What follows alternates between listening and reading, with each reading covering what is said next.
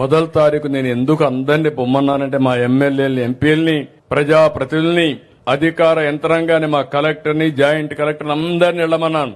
వెళితే వాస్తవాలు తెలుస్తాయి. ఏసీ రూమ్ లో కూర్చుంటే మీ బాధలు, మీ కన్నీళ్లు తెలియవు. అందుకే ఈ రోజు అందరూ కూడా ఇక్కడికి వస్తున్నారు. వచ్చినప్పుడు వాస్తవాలు తెలిస్తే తదనుగుణంగా పనిచేసే పరిస్థితి వస్తుంది. అందుకే నేను ఇంకొక మాట కూడా చెప్తున్నా. ఈ రోజు నేను మా అధికార యంత్రాంగాన్ని, రాజకీయ నాయకుల్ని పూర్తిగా నమ్ముతున్నా. కానీ నేను వీళ్ళు కరెక్ట్ గా చేస్తున్నారా లేదా అని కూడా టెక్నాలజీలో చూసుకుంటున్నా. నేను పింఛన్ ఇమ్మన్నాను. పింఛన్ ఎక్కడిచ్చాడో మూడో కన్ను పెట్టి నేను ఎక్కడున్నా పర్యవేక్షిస్తున్నాను. అది టెక్నాలజీ. ఎవరైనా ఒక వ్యక్తి పింఛన్ ఇస్తే పింఛన్ ఏ సమయంలో ఇచ్చాడు, ఎక్కడిచ్చాడు, ఆ ఇంటి దగ్గర ఇచ్చాడా, లేకపోతే వీళ్ళింటికి రమ్మన్నాడా, లేకపోతే సెక్రటరియట్కి రమ్మన్నాడా అని మానిటర్ చేసే మెకానిజం పెట్టాను. దీనివల్ల ఎవ్వరు కూడా తప్పించుకోలేరు. ఈ రోజు మీరు చూస్తే 7 గంటలకు ప్రారంభించాం.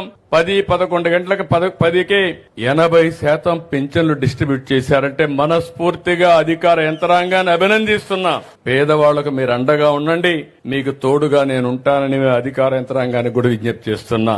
నాకు కావాల్సింది ఒకటే, ఈ పేదవాళ్ల జీవితాల్లో వెలుగు రావాలి. మీరు ఆనందంగా ఉంటే చూడాలని ఏకైక కోరిక తప్ప నాకు ఇంకొక కోరిక లేదు.